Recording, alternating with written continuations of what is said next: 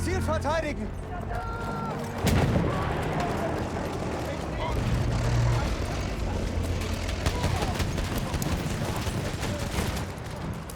The German spring offensive, the Kaiserschlacht.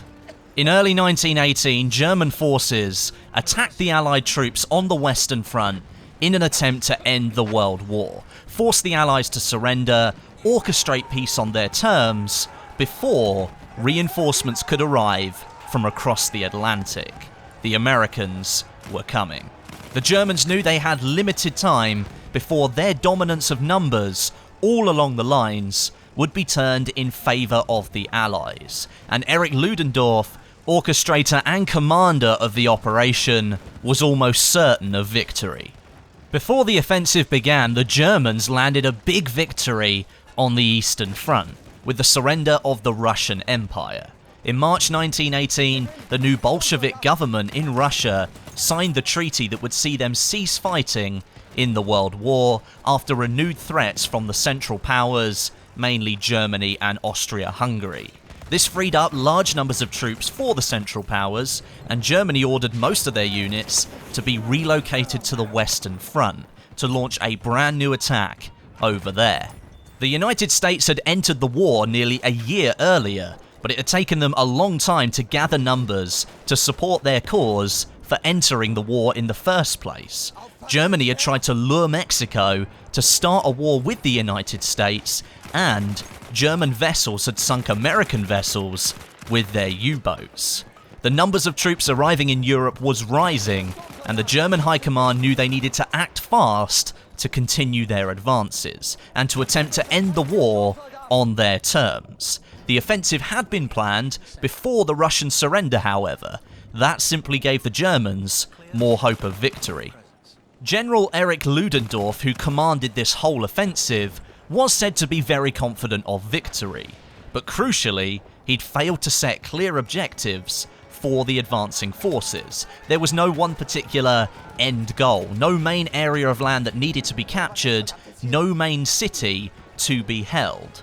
Indirectly, this played into the hands of the Allied forces. They knew an attack would be coming, having been made aware of the Russian surrender in the east. They knew more troops would be arriving to reinforce the already extremely stubborn German defences, and on top of that, they knew the attacks would be extremely strong. In response to this, the British restructured their forces to protect their ground, held in the north of France, and the French reinforced to the south. They separated their defences into different zones. First of all, a forward zone, guarded by sniper teams, machine gun nests, and small patrols. It was a very light zone to be in. The second zone, the battle zone, an area of ground that the Allies expected to be fighting in and resisting the Germans taking it. And finally, the rear zone, the area that the Allies had retreated all of their supplies and reserve soldiers into. This restructure was almost a mirror of what the Germans had employed in 1917. They called it defense in depth, and it had succeeded very well for them. Now, the forward zone would be in range of the German artillery, but since only small numbers of defences would be there, the artillery wouldn't inflict that much damage. In the battle zone, that's where infantry would battle it out, and that would allow the Allies the advantage, as the artillery hadn't quite hit them there, and then the rear zone would be used if the Germans did finally manage to penetrate the lines. Sounds like a very efficient setup, but unfortunately, in certain sectors, some of these zones and defences hadn't been fully completed, and some of them didn't even have trenches dug. German reconnaissance spotted this and fed it back to the High Command, so they would know where it was best to attack. On March the 21st, 1918, Erich Ludendorff launched the Kaiserschlacht. This initial charge was named Operation Michael, or it might be pronounced Michel.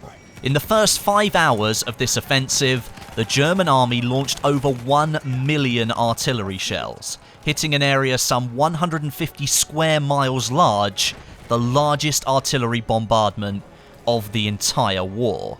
This was quickly followed with a stormtrooper attack.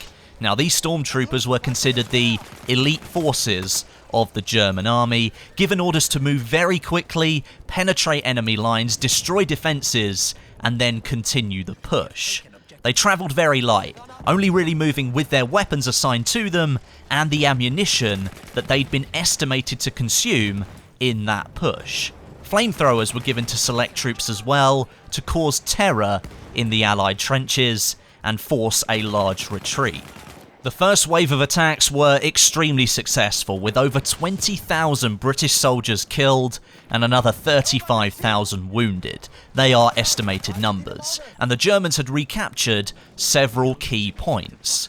The day of the attacks was met with a covering of fog, which allowed the German stormtroopers to move forward almost completely unseen, and although the Allies knew the attack was coming, they hadn't anticipated such a ferocious start. By the end of the second day, the Germans had recaptured miles of land from the Allies and had them in full retreat. The only issue was, the Germans had captured areas that weren't really of any tactical importance. The Allies had specifically chosen not to defend those less important sectors with very many men, in order to double down on the areas where they held the advantage. They didn't want to let those areas go. The result led to a falter in the German advance after a week or so, partly due to the speed at which they'd taken the land, and second, due to the exhaustion of the troops. The stormtroopers had moved up so quickly that supplies weren't able to reach them, and the land they'd captured wasn't suited to fast travel of those supplies either. They'd also penetrated the Allied lines to such an extent, they'd started to create a salient, which is an area of land jutting out and surrounded by enemy territory. This stretched the German forces along the line even further, thinning out the advance. British forces were rerouted further to protect those key locations that they held onto, such as the railway centre of Amiens, and after many attempts to capture these locations, Ludendorff halted the advance of the German soldiers. I mentioned earlier about General Ludendorff's failure to set main objectives for this offensive. After the halting of Operation Michel, or Michael, he'd been informed of a weakening of the Allied forces to the north. That was close to main ports on the French coast, such as Calais, Boulogne, and Dunkirk. Allied troops that had been moved to defend Amiens left a chance for the Germans to push through along the coast, flank the Allies, and force them to surrender. Now initially here, the Germans again made a very big advance, fighting off Portuguese and British forces who were defending almost open ground. Once again, however, their advance was so fast that reinforcements and supplies failed to reach them in time, and counterattacks along the flanks the Germans had created led to another halt of their progress. You might be starting to sense a theme here. The Germans were attacking with such ferocity that their reinforcements and backup didn't have time to get to them. Ludendorff ignored this though, and continued to try and push as hard as he could. Another German offensive was enacted to the south by Ludendorff, intended again to force Allied troops south as well, so that the northern attacks could resume and they could connect the two salients that they created with their halted offensive so far. If they could do that, they might be able to secure the land and take some strategic points further on. Two salients apart, however, meant an extremely long front line for the Germans.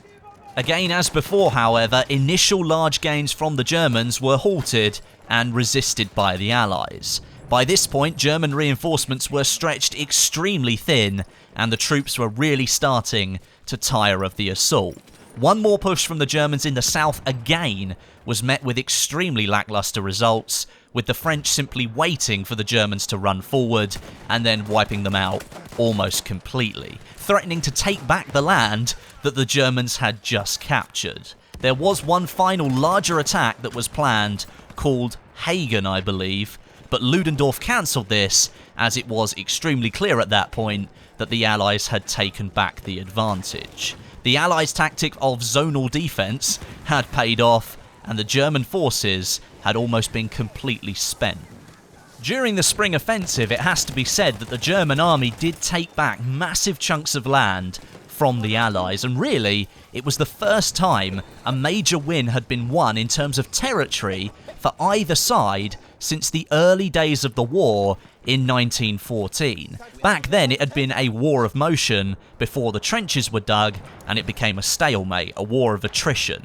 Despite these gains, however, the Germans hadn't really damaged the Allies nearly as much as they might have if they wanted them to surrender, and more American soldiers started arriving to reinforce the Allies on the Western Front. Germany's Western advantage seemed to be short-lived. The land they had taken back wasn't of any strategical importance, and it had come at a massive cost. During the Spring Offensive, around 1 million German soldiers had either died or been injured in combat. That severely reduced the numbers they had on the Western Front. If you want to see what happened next as a result of the Kaiserschlacht, the German offensive on the Western Front in 1918, I made a video a couple of weeks back about the Meuse-Argonne offensive, which was an Allied assault where the French and freshly arrived American forces pushed back against the Germans in areas they'd held for years, and played a very pivotal role in the German surrender and the end of World War I. If you want to watch that video, it's linked down in the description for you. Thank you very much for watching. I'd love to do another one of these videos covering a big historical event in World War I. Maybe let me know which one you'd like to know more about down below in the comments. For me, I get to learn more and more about World War I and just try and get a sense of the scale of battle that was going on at that time. Whilst you're down there in the comments, if you could drop me a like as well, that would be much appreciated. But until next time, my name is Westie, and I'll catch you guys in the next video.